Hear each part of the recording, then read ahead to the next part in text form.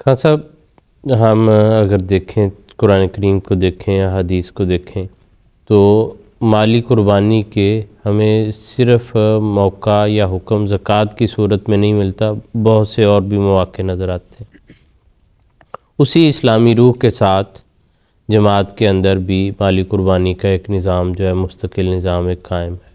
جس کو ہم چندوں کے نظام کے طور پر جانتے ہیں۔ لیکن یہ میں چاہتا ہوں کہ اس میں کوئی شک شبہ تو کوئی نہیں ہوگا کسی کو بھی، لیکن ازدیاد علم کے لیے یا دیانی کے لیے، اور اگر کوئی غیر جماعت دوست دیکھ رہے ہوں تو ان کے بھی علم کے لیے یہ سامنے بات رکھنے کے لیے، جماعت میں موجود چندوں کا نظام کیا زکوٰۃ کا متبادل نظام ہے یا متبادل ہو سکتا ہے؟ یہ بات یہ ہے کہ اس سوال کے 3 حصے میں کروں گا۔ پہلی بات تو یہ ہے کہ جماعتی چندے جو ہیں وہ زکوٰۃ کا متبادل نہیں ہیں۔ جماعتی چندہ جات اسی طرح مالی تحریکات ہیں جس طرح سیدنا حضرت اقدس محمد مصطفیٰ صلی اللہ علیہ وسلم کے عہد مبارک میں زکوٰۃ کے ساتھ ساتھ مالی تحریکات حضور فرمایا کرتے تھے، اور صحابہ اس پر بڑھ چڑھ کر لبیک کہتے تھے۔ اور اس کی ہمیں متعدد مثالیں ملتی ہیں کہ مثلاً اگر ہم صرف جنگ تبوک کو لے لیں تو اس موقع پہ حضور صلی اللہ علیہ وسلم کی اس تحریک پر حضرت ابو بکر صدیق رضی اللہ تعالیٰ عنہ جو گھر میں جتنا مال تھا سارا اٹھا کے لے آئے اور حضور کے قدموں میں ڈھیر کر دیا۔ حضرت عمر رضی اللہ تعالیٰ عنہ اپنے گھر کا نصف مال اٹھا لائے اور یہ سوچ کے لائے کہ آج میں دیکھوں گا کہ ابو بکر جو ہمیشہ ہر کام میں آگے بڑھتے ہیں، آج میں نصف مال لے کے جا رہا ہوں تو دیکھتا ہوں کیسے آگے بڑھیں گے۔ تو وہاں پہنچے ہیں تو حضرت ابو بکر سارا گھر کا مال پیش کیے ہوئے تھے، یا بعد میں آ کے انہوں نے سارے گھر کا مال پیش کر دیا۔ تو اس پہ ان کا فکرہ ہے کہ اس وقت میں نے سوچا کہ یہ شخص مجھے کبھی آگے نہیں بڑھنے دے گا۔ تو یہ فاستبقوا الخیرات کی روح تھی ان میں۔ حضرت عثمان رضی اللہ تعالیٰ عنہ کے متعلق آتا ہے کہ اسی موقع پہ حضرت عثمان نے پہلے اپنے ایک تجارتی قافلہ حضور کی خدمت میں لدا ہوا سامان سے اونٹوں کا پیش کیا، گھوڑے متعدد گھوڑے پیش کیے، اور کہتے ہیں کہ 1000 کے قریب اونٹ اور اسی طرح بہت سارے گھوڑوں پر مشتمل جو زاد راہ تھا وہ حضرت عثمان رضی اللہ تعالیٰ عنہ نے اس موقع پہ پیش کیا۔ تو یہ ساری چیزیں زکوٰۃ سے ہٹ کے تھیں، اور اس لیے یہ کہنا کہ زکوٰۃ جو ہے، زکوٰۃ دراصل وہ کم سے کم مالی قربانی ہے جو اس شخص پر جس پر زکوٰۃ واجب ہوتی ہے اس پہ عائد ہوتی ہے۔ اس کے جی دوسرا اگر یہ بھی میں یہاں عرض کر سکوں کہ زکوٰۃ دراصل اس جمع شدہ مال پر ہے تاکہ وہ جمع شدہ پڑا نہ رہے، جی بالکل، کہ وہ جو ہے کہ لا تکون دولتاً بین اغنیائکم، کہ جو ہے وہ آپس میں ہی مالداروں کے اندر وہ دولت چکر نہ کھاتی رہے۔ اس کو لازمی طور پہ اگر خود وہ نہیں باہر نکال رہا، اس کو کاروبار میں نہیں لگا رہا، اس کو جمع رکھا ہے، تو اس کو لا محالہ وہ لانا پڑے گا، سوسائٹی کا وہ حصہ بنے، کیونکہ وہ اگر نہ اس پر پڑے ایک ایسا جو ہے وہ مالی جو ہے سسٹم اس پر لاگو ہے کہ وہ ختم ہو جائے گا مال۔ جی بالکل۔ تو گویا یہاں پہ یہ بھی وضاحت ہو گئی کہ اور پھر اب جو دوسرا حصہ ہے وہ یہ کہ چندے جو ہیں وہ دراصل آمد پہ ہیں۔ جو جماعتی چندہ جات ہیں وہ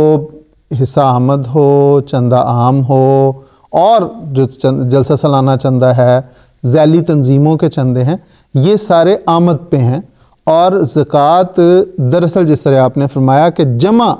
پونجی پہ ہے، جو جمع ہوتا ہے اور ایک سال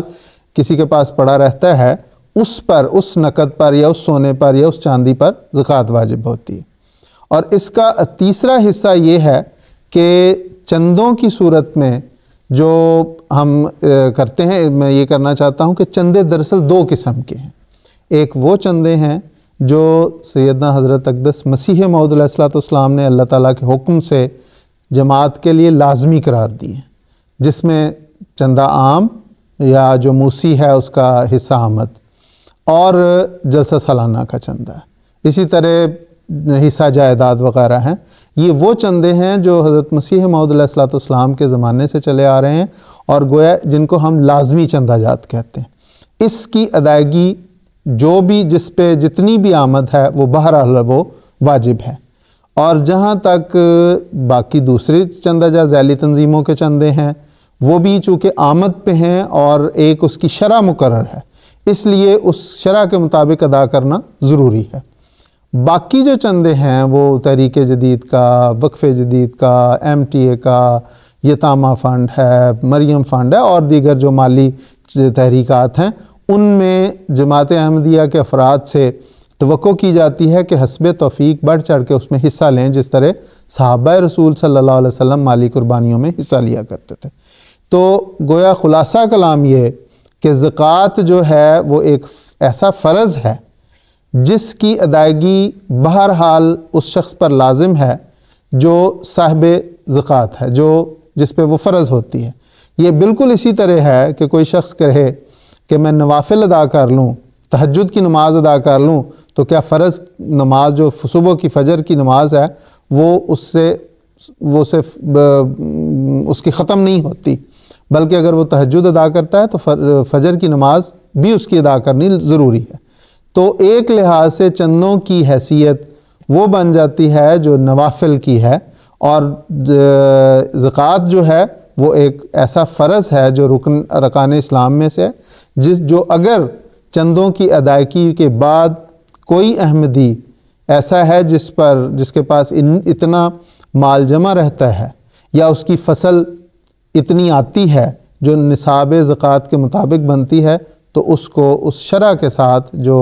زکوٰۃ کی شرح مقرر ہے اس کے مطابق اس کو زکوٰۃ بھی ادا کرنی لازمی ہے۔ اور الگ فل سے یہ بات بڑی واضح ہے کہ کبھی بھی نہ یہ سمجھا گیا ہے، نہ یہ کہا گیا ہے، اور نہ ہی کسی کو یہ سمجھنا چاہیے کہ اگر میں نے چندے دے دیے ہیں اور باقاعدگی سے چندہ دے رہا ہوں تو پھر شاید مجھے یہ زکوٰۃ دینے کی ضرورت نہیں۔ وہ انڈیپینڈنٹ دونوں جو ہیں وہ باتیں اپنی اپنی جگہ پر ہیں کہ زکوٰۃ جو ہے وہ اسلام کے بنیادی اراکین میں سے ہے، جس پر وہ نصاب کی شرح جو ہے لاگو ہوتی ہے اس کو وہ ضرور دینی چاہیے اور دیتے ہیں۔ اور چندوں کا ایک اپنا نظام ہے اور اس میں بھی دوست جو ہے وہ حصہ لیتے ہیں۔